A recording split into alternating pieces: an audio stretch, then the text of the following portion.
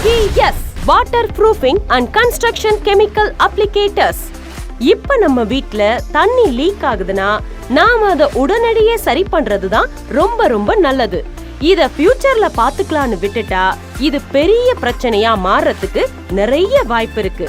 ரூஃப்ல தண்ணி உள்ள என்டர் ஆயிடுச்சுன்னா முதல்ல கம்பி கரோட் பண்ணும். அப்படின்னா கம்பி துருப்பிடிக்க ஆரம்பிக்கும்.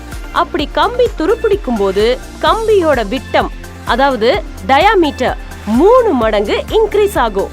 அதாவது 8 mm இருந்து 24 mm கம்பி பெருசாகும். அப்படி பெருசாகும் போது அந்த ஸ்லாப்ல ஒழுங்கா கவர்ட் கொடுக்காம விட்டுருந்தோம்னா அந்த கம்பிக்கு கீழே உள்ள கான்கிரீட் கீழே விழுந்துடும். சோ இப்படி எல்லாம் வராம இருக்கணும்னா ப்ராப்பரா ஜல்லி போட்டு கான்கிரீட் கரெக்டா போடணும். தண்ணி லீக் ஆகுறதுக்கு முதல் ரீசன் போரஸ் தான். போரஸ்னா ஜல்லி, மண்ணு, சிமெண்ட் எல்லாம் சரியா பேக் ஆகாம கேப் இருக்கிறது. இந்த கேப் தான் போரஸ்ன்னு சொல்றோம்.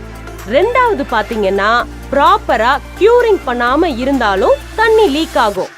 பொதுவா ரூஃப் ஸ்லாப்ல கான்கிரீட் போட்டு முடிஞ்சு 5 அல்லது 10 நிமிஷத்துக்கு பிறகு சர்ஃபேஸ் மேல சிறிய கிராக் வரும்.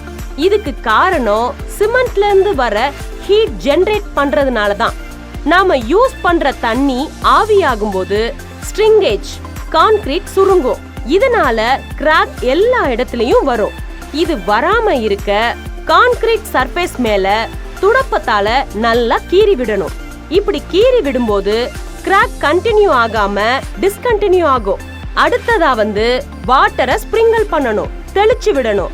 இப்படி பண்ணும்போது கிராக் விழாம தடுத்துடலாம். இப்ப இந்த வீடியோல வாட்டர் லீக் ஆகுறத பத்தி பார்த்தோம். அடுத்த வீடியோல எப்படி இத சரி பண்ணலாம்னு பாப்போம். இது போன்ற பிரச்சனைகள் உங்களுக்கு உள்ளதா? உடனே தொடர்பு கொள்ளுங்கள்.